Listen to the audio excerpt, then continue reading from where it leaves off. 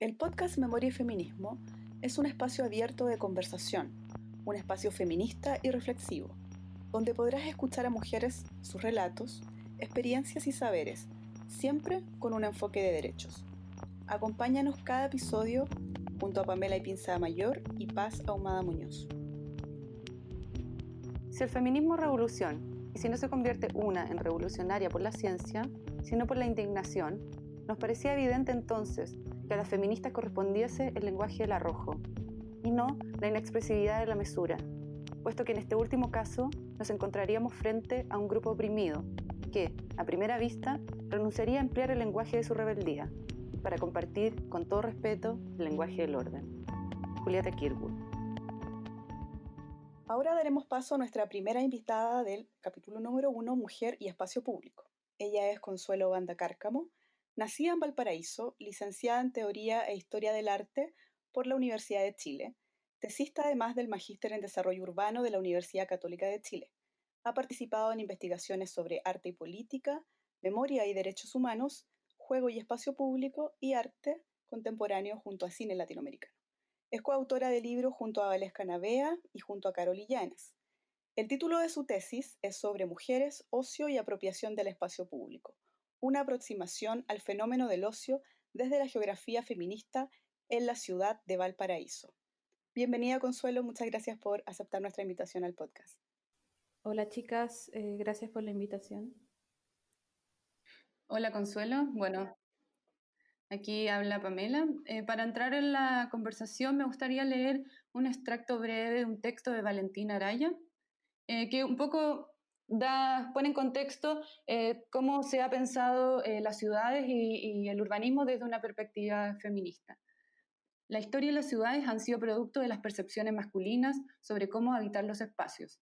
Durante los años 70, mujeres urbanistas comenzaron a levantar nuevas teorías y cruces sobre esta materia, la cual hoy toma nuevos cauces gracias a los encuentros interdisciplinares de mujeres dispuestas a pensar una ciudad feminista para apostar por una vida sin violencia para niñas y mujeres.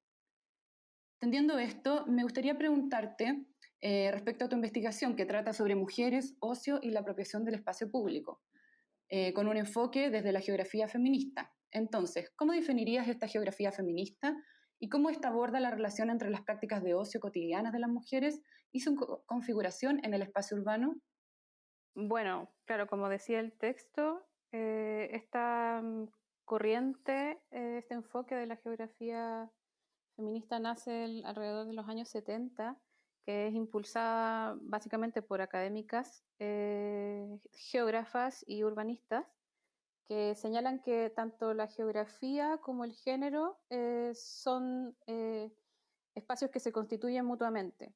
Es decir, como el territorio, la ciudad y lo urbano influyen en la construcción del género y a su vez como las particularidades del género influyen en la configuración del espacio geográfico y cómo éste se habita. Lo que pasa es que la geografía feminista, uno de los principales aportes que tiene esta mirada como interseccional, donde no solo se pone en discusión la separación del género, sino también las propias particularidades de las mujeres, como los rangos etarios, las clases sociales a las que pertenecen, su condición de migrantes, y es el estudio de las particularidades de esas vidas las que ha ido nutriendo esta visión de cómo se habita la ciudad actualmente.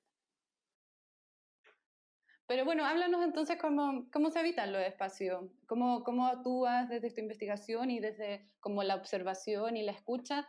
Ves que como que hay una diferenciación, me imagino, por género. Bueno, como desde este estudio de la vida cotidiana, de las particularidades, no solo hay como esta visión de que los espacios están segregados y que esas divisiones entre lo público y lo privado son inamovibles, sino también hay estrategias de vinculación a pesar de eso, hay estrategias como que surgen desde el propio habitar, y una de esas es el tema de la apropiación, que desde tanto de los estudios urbanos como los estudios de la psicología ambiental trata como de identificar cuáles son los vínculos que generan las personas con los lugares. Por eso me pareció que tomar la práctica del ocio como una práctica no desde la mirada de la violencia o de la segregación, sino que desde lo cotidiano, como una actividad de ocio, podría ser útil para visibilizar estas prácticas un poco más emancipatorias que pueden tener las mujeres dentro de los espacios, a pesar de las limitaciones físicas y simbólicas que tienen en este. Consuelo, ¿y cuál es, según tu perspectiva, el modelo de ciudad que habitamos nosotras y cómo se materializan las desigualdades de género en ese modelo que habitamos de ciudad? Bueno, el modelo de ciudad como que comúnmente tenemos es el de la metrópolis, ¿no? Uno piensa en la ciudad y piensa en Santiago principalmente.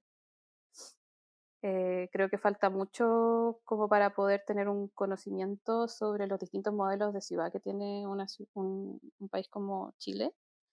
Creo que el modelo de ciudad que tenemos es principalmente una ciudad neoliberal, que es mucho más patente en Santiago, como ciertas zonas concentran el empleo, concentran el equipamiento, los mejores equipamientos, las mejores viviendas en, en polos súper específicos, y quienes no tienen acceso como económico a estos lugares para vivir y para habitar estos lugares son desplazados hacia la periferia.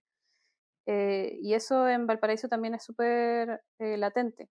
O sea, el plan de la ciudad, porque Valparaíso es una ciudad que está constituida por un, un espacio como una planicie, que es una avenida gigante, pero principalmente muchos cerros, y que generan una vida mucho más autónoma del centro de la ciudad, tanto porque no es un espacio tan habitable, es más concentración de servicios, de trabajo, no tan residencial, y el sector residencial está en los cerros, entonces hay como un quiebre en la comunicación en esa habitabilidad. Es por eso que las prácticas de las mujeres en Valparaíso, las prácticas cotidianas, están mucho más ligadas a la vida de barrio. Y asimismo Valparaíso es una ciudad que tiene como una geografía que posibilita esos encuentros. Claro. Y desde esa óptica, sí, desde esa óptica que hay como para apoyar esa idea, una ciudad pensada desde una óptica neoliberal también es una sociedad pensada desde como perspectiva patriarcal. Entonces, por eso también vemos como la violencia, cómo las mujeres habitamos y cómo la violencia que se ejerce sobre nosotras por el solo hecho de ser mujeres. Entonces, ahí también preguntarte, Consuelo, como, ¿de qué manera ves que estas prácticas de ocio en el espacio público permiten esta, comillas, emancipación? Por ejemplo, hablar de las pobladoras, de todas las como organizaciones, no solo pobladoras, también en general las clases medias, cómo se organizan en estos espacios y cómo se articula también una suerte de quehacer feminista, como con los principios feministas. Por ejemplo, con Paz, nosotras estuvimos trabajando en los territorios bueno, en Renca, en la comuna de Renca y en la comuna de San Ramón, un poco bajo la lógica de, no sé si recoger, pero sino vincularlos con mujeres que habían realizado ollas comunes en dictadura, y cómo esto había impactado también en sus comunidades y en sus hijas y en sus nietas, o sea, segundas y terceras generaciones que seguían también bajo estas lógicas como de asociatividad en sus territorios o en sus barrios. Entonces, no sé cuál es el paralelo, por ejemplo, que ves no solo de las ollas comunes, que tiene como un objetivo así concreto, sino que con otras prácticas de asociatividad de mujeres en sus comunidades. Claro, como estas prácticas más ligadas a lo reproductivo, que es como la gestión de la vida, está súper presente todavía en las mujeres, y en Valparaíso, en los lugares donde yo estuve investigando, a partir del estallido social y de esta pandemia, como que se han atomizado mucho más. Claro, como esta participación más activa de las mujeres en las comunidades, porque finalmente ese es el espacio en el que categóricamente se han inscrito, tiende a ir por ese lado, por el cuidado de la comunidad, no solo de los hijos propios, sino que como de la comunidad como una gran familia. Pero siento que que creo que eso se ha ido diversificando un poco más hacia asociatividades no como más ligadas al trabajo gestionado por mujeres, al trabajo político gestionado por mujeres y al trabajo como otras vías de financiación de la vida, y que muchas veces tienen que ver con cómo dotar del trabajo productivo algo más satisfactorio, algo más que tenga las características de ocio. Como lo que decía un poco en el resumen de tu tesis, Consuelo, que las mujeres se juntaban, al menos en Valparaíso, a hacer, no sé, huertos comunitarios. ¿Eso sería como un ejemplo más concreto de alguna actividad entre ocio y productivo, pero que también de alguna forma genera este sentido de comunidad, como también en su momento lo hicieron las ollas comunes? ¿Tú ves ahí un paralelo, como los huertos comunitarios, por ejemplo? Sí, sí. Lo que pasa es que también tiene que ver con esto que mencionaba de la geografía de Valparaíso, donde están estos cerros que están eh, como un poco a la deriva en el desarrollo urbano. Como cada vez se van expandiendo más y cada vez a partir de ese desarrollo un poco informal van quedando espacios rezagados como intersticiales, como que no son ni espacio construido ni espacio no construible, donde da mucha potencialidad para generar nuevos espacios. O sea, a la falta de espacio residencial o a la falta de espacio público, como las plazas o como parques, van apareciendo estos, estas alternativas y se van nutriendo no solo como de la imagen de los espacios públicos más comunes, sino también nuevas reinterpretaciones a partir de esta necesidad de espacio. O sea, necesito un espacio para recrearme, pero también quisiera vivir de una forma distinta, quisiera eh, como integrar espacios más rurales, economías alternativas, agrocultura. Y Consuelo, preguntarte respecto a eso, como, no sé, cuando como que lo vas relatando, me imagino un poco como lo que sucede o ha sucedido a propósito de la gentrificación con las plazas de bolsillo que quedan como en la mitad de la nada y son espacios también como de apropiación de quienes, de los agentes de las comunidades o del mismo barrio. Eh, como en concreto, ¿cómo es que se articulan estos espacios como como que están entre medio de la nada? Y también, ¿qué incidencia puede tener el movimiento feminista en Valpo? Que, bueno, de hecho de ahí vienen las tesis, como que es un movimiento que se ha articulado de una forma muy como consolidada, como muy fuerte. Entonces, no sé si hay alguna incidencia ahí, ¿cómo lo ves? ¿Cómo lo has visto tú? Es que el tema de la escala también es como, no sé si problemático, pero sí es característico de Valparaíso. Entonces, están las tesis y me parece como genial esa performance en particular, porque no solo apela como al posicionamiento de las mujeres de una manera performática en la calle, como diciendo, eh, estamos ocupando el espacio público, la calle, sino también habla como de la violencia invisible y que es cotidiana, es la forma de transitar los espacios, la forma de vestirse, el hecho de nacer mujer. Eh, Como que siento que apuntan, al menos estas investigaciones más de corte como de la vida cotidiana, a, a transformar una escala pequeña, pero no por eso menos significativa. Sí, sí, pero sí, estoy como muy de acuerdo, como es un poco lo que siempre conversábamos, que mujeres que nos antecedieron en la lucha por la defensa de los derechos humanos, de alguna manera como no tenían una conciencia o no se autodenominaban feministas, pero sí lo eran. O sea, como eso que la escala o la visibilidad de un movimiento o de las acciones no implican como su impacto. O sea, eso estoy muy de acuerdo. Pero, pero igual me gustaría que indagáramos más como a pesar de que sea esa escala como doméstica, de la cotidianidad, como cuál es el impacto emancipatorio en esas mujeres y en sus comunidades, porque o sea, solo a modo de poner ejemplo, no sé, cuando recogimos aquellos testimonios en San Ramón y en Renca, también nos dimos cuenta en ese momento que la organización frente a las ollas comunes les permitía a las mujeres como realmente una emancipación respecto a sus maridos, respecto también a una sociedad patriarcal, o sea, solo el hecho como de juntarse, organizarse y sentir que tenían un impacto concreto en sus comunidades, las posicionaba y les daba conciencia frente a una sociedad que en ese momento también era muy machista. Entonces, me recuerdo en la señora Aida, que nosotros la entrevistamos posteriormente, dice como que a ella les preguntaban si trabajaban, por ejemplo, llegaba alguien, oye, usted señora, ¿en qué trabaja? Y ellas decían que no trabajaban. O sea, el trabajo doméstico estaba completamente invisibilizado. Entonces, como que ese es mi punto, como cuáles son esas pequeñas, que parecieran ser que son pequeñas cosas, pero sí, dentro de la asociatividad han permitido el empoderamiento de las mujeres.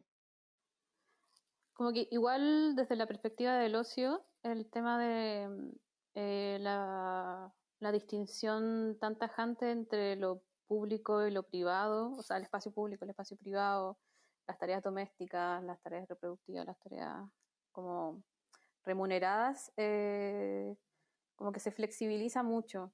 Y siento que eso también sucede en los relatos de las mujeres, que una práctica de ocio puede ser una práctica doméstica.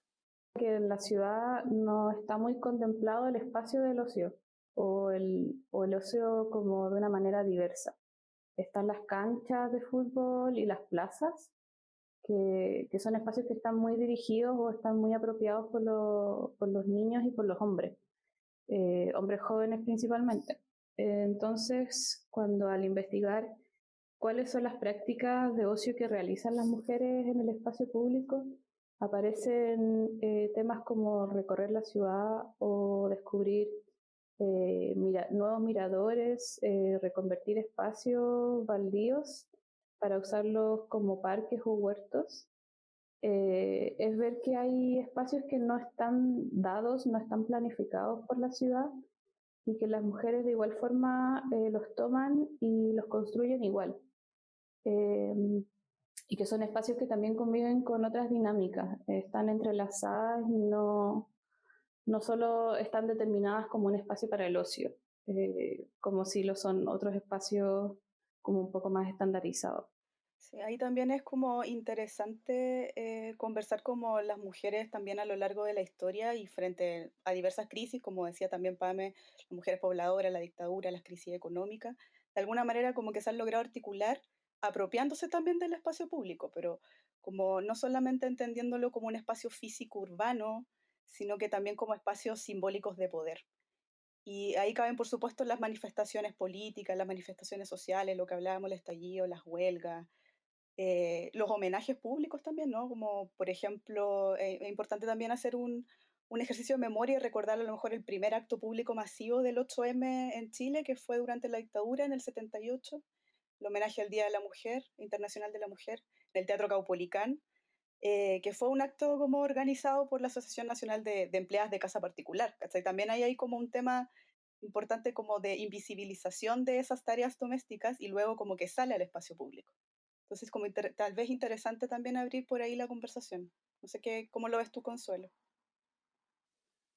Claro, como que hay, siento que pasa harto en Chile, que esa, que la manifestación política es como un gran referente, pero por otro lado se tiende a invisibilizar esta parte, el origen como de lo doméstico, como finalmente es el conocimiento de estas dinámicas lo que también ha posibilitado esa salida hacia lo político como entendido más canónicamente. Pero finalmente la gestión de la ciudad se da en otras esferas. Por ejemplo, en los estudios urbanos, las pobladoras tienen un rol fundamental a la hora como de la regeneración de los barrios, de la postulación a proyectos, de los comités de vivienda, todo ese conocimiento adquirido por décadas desde como esta aparente segregación por género en la ciudad, ha dotado como a las mujeres de una participación súper potente, pero que no es de la que se habla casi siempre. Cuando el urbanismo feminista o con enfoque de género actualmente pide una ciudad inclusiva, está también pensando en esas cosas, en cómo la ciudad finalmente debería ser un espacio que es doméstico también. No está solo constituido por espacio público, por participación política, sino que también tiene esa dimensión de cuidado que no debería estar cargado hacia las mujeres esencialmente, sino que deberían ser espacios estructurantes en la ciudad. Igual me gustaría como volver al derecho de las mujeres a ser parte activa del espacio público, porque finalmente, hay como, está en la ciudad en sí misma y hay como en su materia, en su forma, pero esta como abstracción de la que hablamos, que es el espacio público, no solo es lo físico, como habitarlo, sino también el poder, como el espacio público como un espacio de poder, entonces en su sentido simbólico, porque por ejemplo, volviendo a lo que decía Paz, con la idea también de la marcha o de la protesta social, o sea, creo que en los últimos, desde el 2011 en adelante, el movimiento feminista, gracias a eso, a la protesta social y como a la ocupación del espacio público, ha logrado tener incidencia, por ejemplo, en políticas públicas, o al menos ha estado en la agenda política de los subgobiernos, de los gobiernos. Entonces, como, no sé, indagar un poco en esas relaciones que se articulan de poder en el espacio público, en la protesta social, o sea, desde lo que tú decías, los espacios de ocio, pero eso igual tiene una acción política. Por ejemplo, no sé, en todas las acciones como performáticas de mujeres, pero no tanto en las visibles, sino las que están más ligadas a lo doméstico, como la idea del textil y del activismo textil, el bordado, el tejido, acciones que también se dan no sé, hace un par de años en el espacio público. Me parece interesante como esto que ha estado muy ligado a lo íntimo, a lo doméstico, como es el bordado, el tejido, todo esto que podría estar ligado también al ocio, que no tenía ningún manto político, como me refiero así como de resistencia. De repente, bueno, en dictadura con las arpilleras, pero de repente hoy toma una fuerza. Como que se resignifica de alguna forma también, porque claro, era como visto como bordar o como tejer, como una práctica muy, entre comillas, de mujeres y muy también como anticuada, ¿no? Como, esto es lo que hacían nuestras abuelas, pero sin un valor político, como decías tú, Pamela. Entonces, me parece que la resignificación que se le ha dado también en este ejercicio como de memoria, porque desde el estallido social también se volvió a hablar de la arpillera como una forma de resistencia o como una forma de protesta silenciosa, por así decirlo. Como que esas son las prácticas de ocio que también por contextos de cuarentena como que se han retomado mucho más. Claro. Como en esa resignificación finalmente del espacio apropiado por las mujeres como el espacio doméstico, finalmente se constituye en lenguaje. Ese lenguaje textil, lenguaje en el bordado, finalmente como que logra tener una salida. Pero a pesar de que todo podría ser considerado político, me parece también necesaria hacer como la reivindicación del ocio por el ocio. No solamente como desde su poder político, sino también desde como el derecho a hacer lo que queramos hacer, finalmente. Sin estar sin estar segregando tanto esas prácticas tampoco. Creo que eso también está presente en las mujeres, como no dotar de esencialismo a las prácticas, sino de como dotarse a sí misma de la agencia necesaria como para finalmente elegir cualquier tipo de práctica.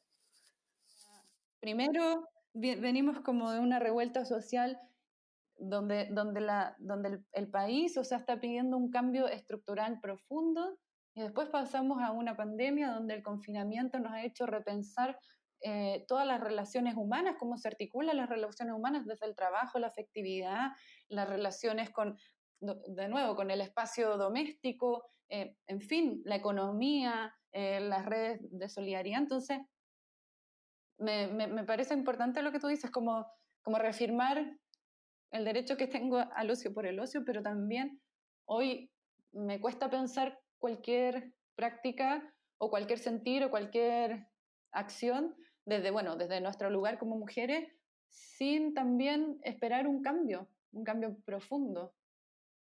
Claro, que también tiene que ver con el enfoque con el que nos acercamos a esas prácticas. Como que el hecho de, por ejemplo, ustedes en el caso del trabajo que hicieron en Renca, claro, o la investigación del ocio que estoy haciendo, ya en sí poner en valor esas prácticas es un gesto político. No decir que hay cosas que son despolitizadas o ajenas, sino que hay situaciones que están vistas desde la mirada del feminismo y otras que están ejecutadas no desde esa mirada, finalmente.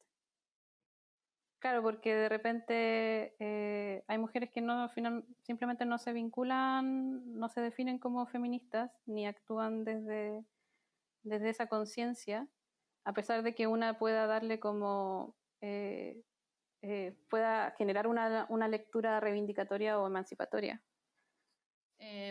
O sea, no podemos pensar una sociedad en democracia sin la pluralidad que eso significa, pero también creo que en el compromiso como ético, político, moral, no sé, que cada una pueda tener, no pienso en hablar de bueno ni malo, de que alguien que sea más feminista o menos feminista sea mejor o peor. Claro, no vamos a aplicar acá el feministrómetro.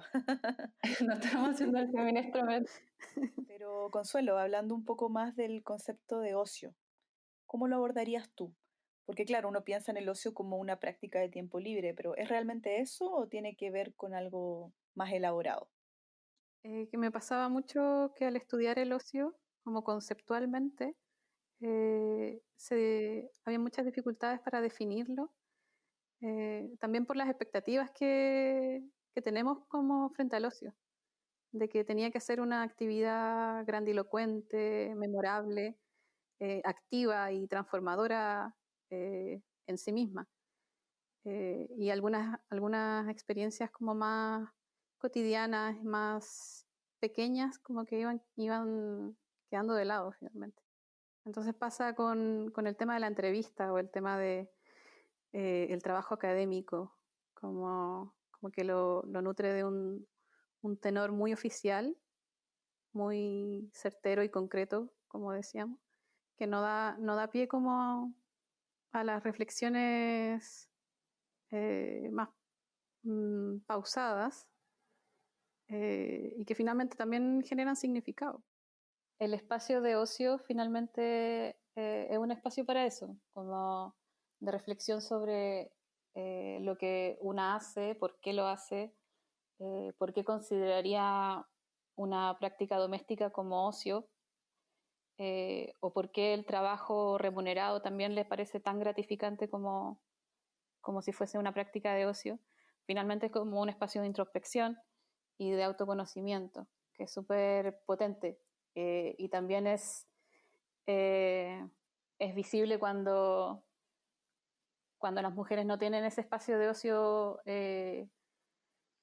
tan marcado, tan presente, esa construcción identitaria tampoco es tan fácil como de desentramar.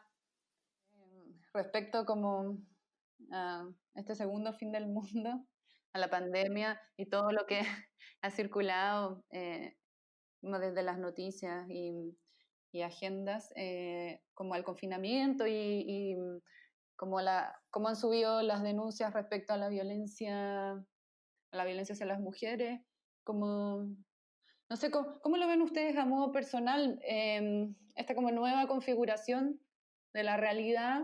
Y cómo, es que a mí me causa como impresión cómo finalmente esto que parecía teoría se radicaliza y se convierte casi en una caricatura, o sea, como el encierro, el espacio doméstico exacerbado produce como resultado violencia o la exacerbación de la violencia hacia las mujeres. Sí, es como ese cartel que a veces una podía encontrar durante el estallido social, que decía que las mujeres siempre hemos vivido en toque de queda. También creo que se aplica un poco a este contexto, como las mujeres, el estado de cuarentena tampoco transforma tanto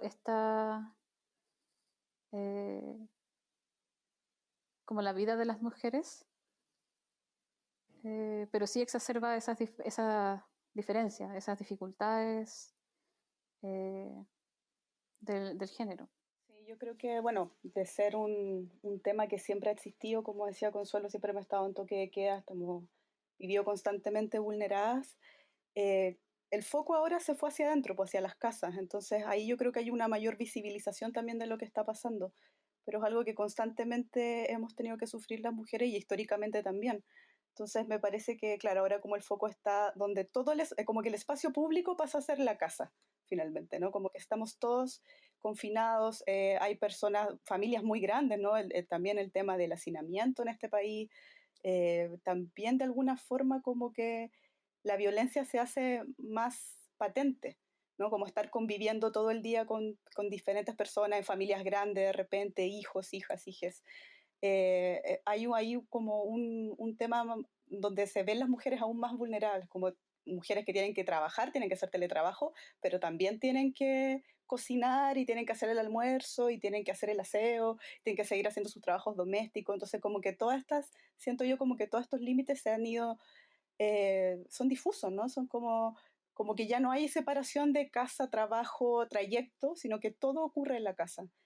Y por supuesto que ahí también podemos ver como mucho más marcado el tema de la violencia. O sea, como que todo finalmente siento yo que hay como que todo se va mezclando, ¿no? La vida misma ocurre todo en un espacio y de repente en 40 metros cuadrados, ¿cachai? Como en lugares muy pequeños donde la gente está habitando. Y es porque las ciudades también, como hablábamos antes al principio, las ciudades que habitamos, los modelos de ciudades están pensados sobre todo en la segregación, las personas, las familias que no tienen eh, acceso a grandes cosas o, por supuesto están segregados como en términos de la ciudad, como la gente como más vulnerable, entonces está en espacios siempre más pequeños y son más personas. Entonces ahí hay, como decíamos antes, intersecciones, pues está el tema socioeconómico, está el tema también de los inmigrantes, cómo las mujeres inmigrantes también tienen sobre ellas más violencia. Entonces hay una serie de cosas que está sucediendo y todas al mismo tiempo, ¿no? Como mucha violencia de distintos tipos, económica, social, el tema de la salud. Entonces, de verdad creo que estamos viviendo como un momento de inflexión o un momento súper importante histórico en el mundo, referente a todas las carencias y a todas las falencias que tenemos como sociedades.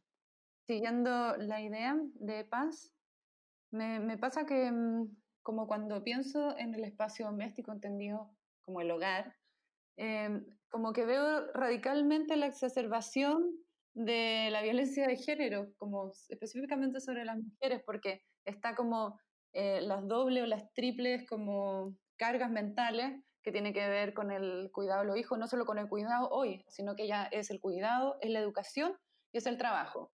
Y pareciera ser que eso recae naturalmente en las mujeres y no en otra como figura dentro del núcleo familiar. Entonces, uno ve, por ejemplo, en las noticias, que me llama mucho la atención, que hay un montón de testimonios y en casi todos aparecen mujeres relatando su experiencia con el trabajo o con el teletrabajo, con el cuidado de los hijos y también hoy en día con la educación de esos hijos.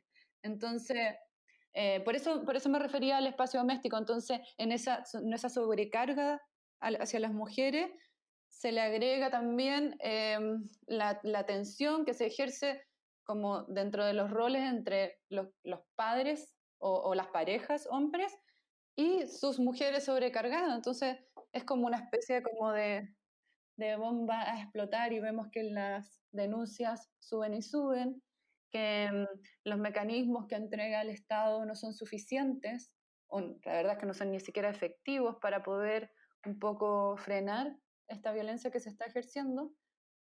Bueno, en fin, como que a propósito de que estamos hablando de las mujeres en el espacio público, cómo se desenvuelven, como eso hoy en día se ha revertido. Estábamos en la calle en octubre, noviembre, en El diciembre, 8M. en marzo, y de repente como que el campo de batalla se vuelve al espacio doméstico. Finalmente, las falencias estructurales de la ciudad recaen en lo como en la responsabilidad individual, finalmente. Por eso, cuando hablaba de la ciudad neoliberal, esta precariedad de las personas se ve reflejada ahí. Le quitas el funcionamiento del equipamiento a los barrios, quitas los colegios, quitas como los servicios que de alguna u otra forma como que hacen que la carga doméstica baje, y lo que te queda es una sobrecarga que las mujeres asumen de una manera monumental.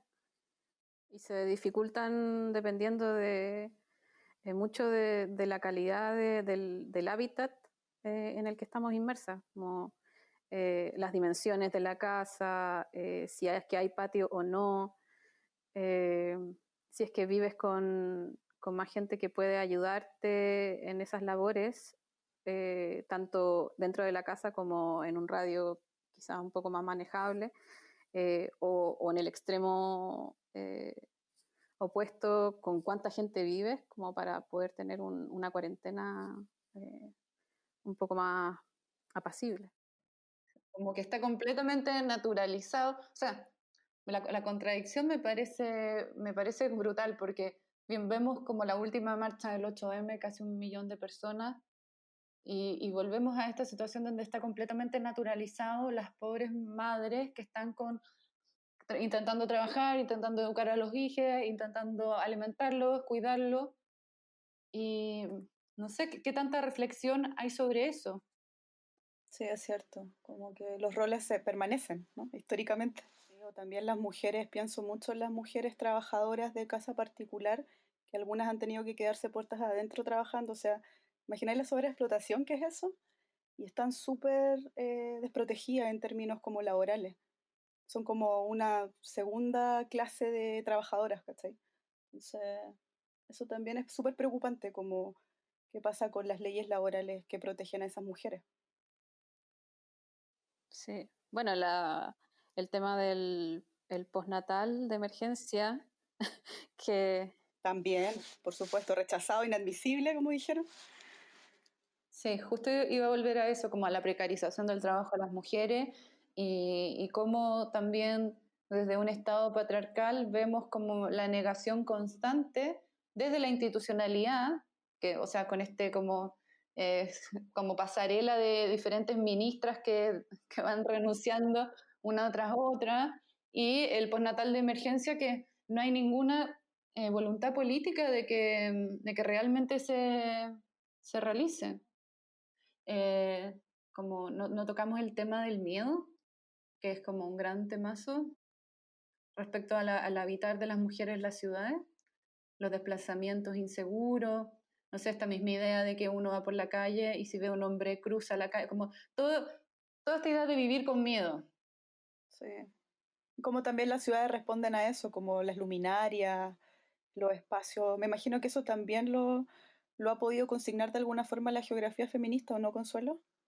sí, sobre todo en el tema no solo como de los estudios de la geografía, sino más bien las propuestas técnicas y de diseño que surgen a partir del urbanismo feminista.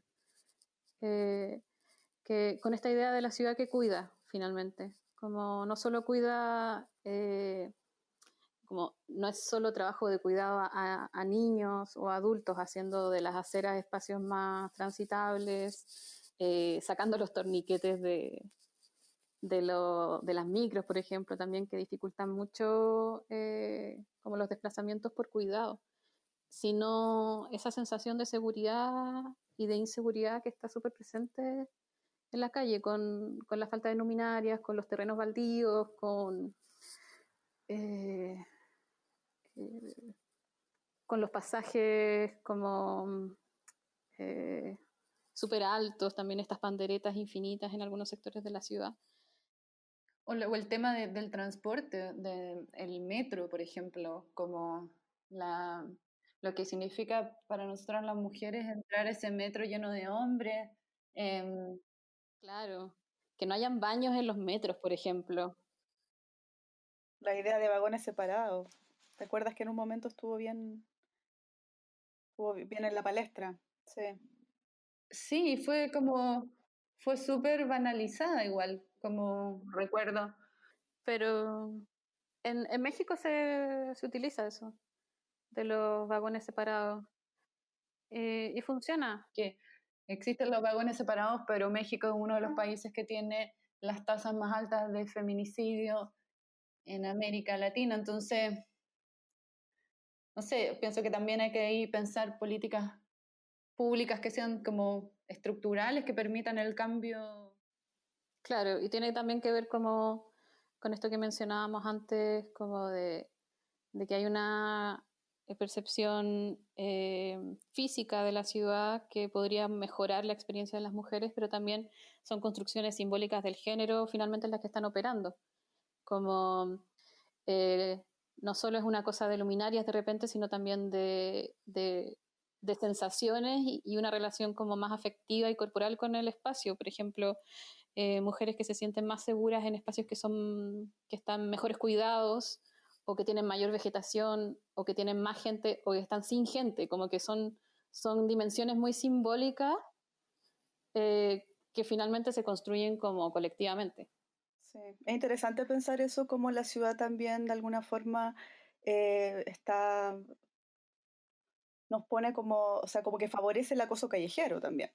O sea, yo me acuerdo cuando iba al colegio, yo me daba una vuelta quizá un poco más grande, un poco más larga, para no toparme con una construcción, porque sabía que ahí había acoso callejero, ¿cachai? Claro, que uno no lo tenía como internalizado como así, como acoso, sino simplemente sabía que te molestaba y que te daba rabia y que no podías hacer mucho. Entonces es interesante ver cómo la ciudad de alguna forma eh, está construida y favorece el acoso callejero en ciertas instancias. Lo que hablábamos antes también, las luminarias, los espacios más inseguros, el toque de queda, ¿no? Que siempre ha sido para las mujeres, como hasta las 6 de la tarde, 7 empieza a oscurecer, uno como que ya no, cuando es más chica tampoco quiere salir mucho. Entonces, Y yo creo que esa es una sensación generalizada, es transversal. Mira, aquí tengo unas cifras levantadas por la Red de Mujeres por la Ciudad. Dice que el 73,8% de las mujeres de la región metropolitana evitan llegar tarde al hogar, mientras que el 42% evita salir de noche. O sea, esa es la relación que tenemos con el espacio que habitamos. Y yo me incluyo, o sea, como mujer, caminar por la calle a las 2 de la mañana no es una opción. De hecho, volviendo con mis cifras, dice en la capital, al menos en Santiago, solamente para dimensionar, porque esto como cuántas personas nos da cuenta como del alcance que tiene lo que estamos conversando.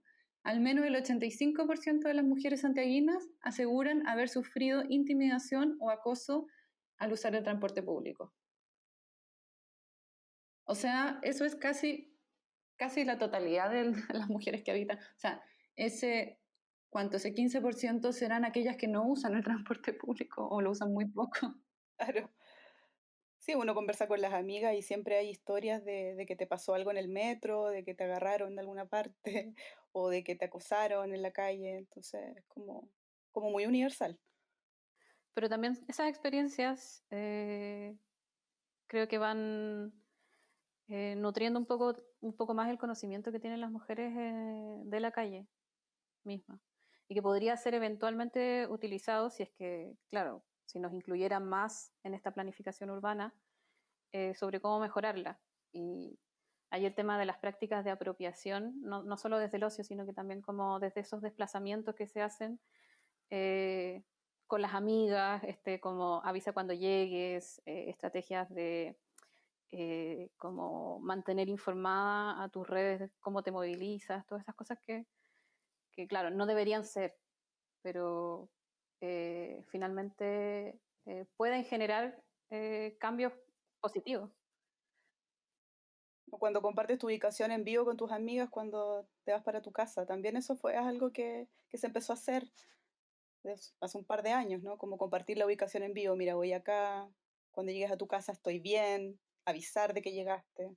O sea, lo que tú dices, o sea, finalmente como mujeres, cómo nos empoderamos y vemos cómo resistir frente a esa violencia, básicamente como técnicas de supervivencia.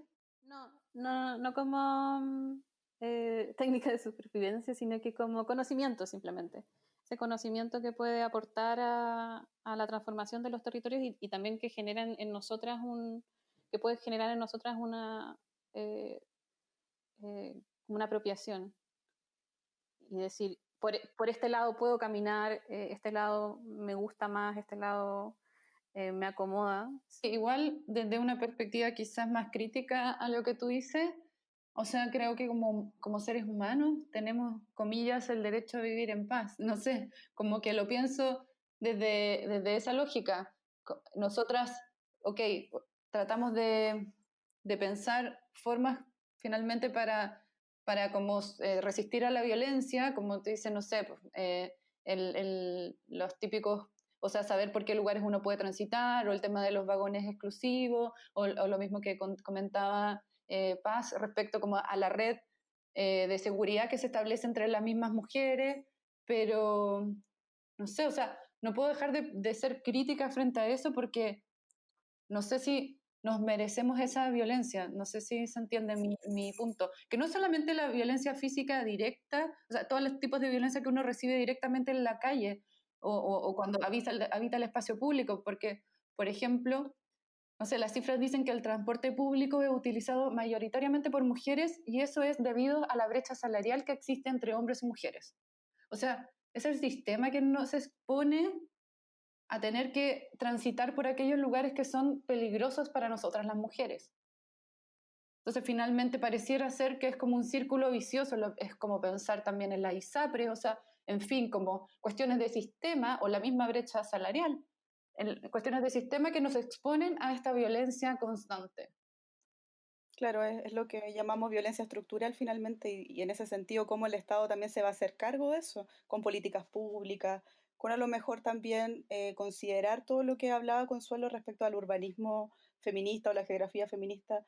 De esa forma me imagino que también se puede generar políticas públicas que vayan en esa dirección, porque claro, nosotros podemos armar redes, podemos resistir, como dice Pamela, pero si tampoco hay una planificación desde el Estado, y desde las políticas públicas, ¿cómo vamos a poder superar este problema? O esta parte del problema. Pero pareciera ser que al Estado no le interesa. O sea, es cuestión de ver la institucionalidad. Ahí tenemos un problema mayor de voluntad también. Consuelo, no quiero ser negativa respecto como a ver el vaso medio lleno con estos sistemas que empiezan a nacer desde las mismas mujeres, como de tratar de... Pero realmente hay que ser críticas y como críticas respecto a una situación de violencia estructural que vivimos. Eso es lo que es mi percepción, mi idea. Sí, totalmente. No la estaba poniendo en una posición como de que es la realidad y hay que afrontarla nomás, sino que simplemente como conocer esas prácticas, ponerlas en valor y que lleguen a la política pública, que lleguen a la academia, son como finalmente los aportes también que son necesarios de hacer, como darle, no solo visibilizar la condición de las mujeres, sino que darle la voz a las mujeres, a las disidencias, a que a partir de su propio conocimiento puedan nutrir esas políticas públicas. a pesar de la voluntad, pero ese es el problema más... No, es solo una idea corta. Pienso que en ese punto que tú dices, el activismo, la asociatividad ante mujeres, en fin, como la participación política de mujeres y el uso y apropiación del espacio público dentro del contexto de la protesta social es fundamental. Sí, es fundamental. Siento que son como distintas vías finalmente, pero para un mismo fin. Está la protesta política, está la producción de conocimiento, está la reivindicación de la vida cotidiana a una escala más barrial, a una escala más comunitaria, pero que finalmente están apuntando hacia un objetivo común. Eso. Voy a también recoger esta frase de Rita Segato que realmente me gusta mucho, que es pensar en conversación. Como que los saberes feministas también se construyen como en eso, en el pensamiento hablado y en un pensamiento colectivo también, como no existe una verdad única. Muy sabia Rita siempre. Rita la máxima. Rita la máxima, sí, acá la queremos mucho. Somos fans. Nada, no sé, como para ir cerrando, si hay algo como en especial que te gustaría como idea, también respecto como a Valparaíso, que siendo con esta idea como tan centralista de país, que Santiago básicamente es todo, de alguna manera la potencia de Valpo no ha sido como muy visible en este último tiempo. Sí, hay una cosa muy potente en Valparaíso que no sé si por las dimensiones de Santiago o porque no me relaciono tanto con la ciudad, como si lo hago con Valparaíso, no lo he visto, es que son como las asambleas barriales, pero de mujeres, y que se van replicando en cada cerro. Cada cerro va teniendo sus ejes feministas, que me parecen como que finalmente están dando paso a nuevas directivas, como directivas barriales, que antes estaban muy reflejadas en las juntas de vecinos, como estas estructuras bien canónicas de gente que estaba postulada hace 40 años y que seguían en esos micropoderes, pero que finalmente se han ido abriendo otras formas de habitar y de organizarse que finalmente posicionan a las mujeres en puntos más estratégicos en esa escala, que puede dar pie a cosas muy, muy positivas, muy buenas. No sé si eso sea algo exclusivo de Valparaíso, y probablemente con el estallido social se haya atomizado en muchos barrios asambleas feministas. Pero sí me parece que a futuro pueden ser súper refrescantes para estas como organizaciones sociales de base. Sí, sí, total. Sí, también muy de acuerdo. Vamos cerrando, sí. Ya se nos acaba el tiempo de nuestra entrevista, pero ha estado muy, muy interesante. Te queremos agradecer, Consuelo, por tu disposición a conversar sobre este tema muy interesante que además tiene muchas aristas. Así que solamente agradecerte y felicitarte también por tu trabajo en la tesis que estás realizando. Agradecerles también por considerarme. Muchas gracias, Consuelo. Estuvo muy interesante. Gracias a ustedes. Primero quisimos encontrar un lugar en la historiografía existente. Pensábamos que quizás incorporadas al mundo relatado en masculino, seríamos visibles. Existiríamos. Luego nos dimos cuenta que no podíamos integrarnos a este relato porque, aunque la presencia de las mujeres es insoslayable en todos los acontecimientos de la vida, ya estábamos práctica y simbólicamente confinadas al mundo privado. La pregunta entonces es, ¿queremos incorporarnos a esa historiografía androcéntrica o queremos reconocer y narrar nuestra propia historia? Porque ese lugar vacío de nuestros quehaceres en el relato histórico tiene consecuencias en las vidas personales y en las posibilidades de enfrentar el mundo colectivamente. Que la historia de las mujeres no se reconozca, en el fondo quiere decir que lo que hemos hecho no importa. Da lo mismo haber estado en una revolución, resignificado la democracia, estar todos los días sustentando reproductivamente la vida de la humanidad. Nada de eso importa. Estamos ausentes o secundarizadas. Y eso tiene efectos. Extracto del texto Nunca más mujeres sin historia. Conversaciones feministas. Red chilena contra la violencia hacia las mujeres.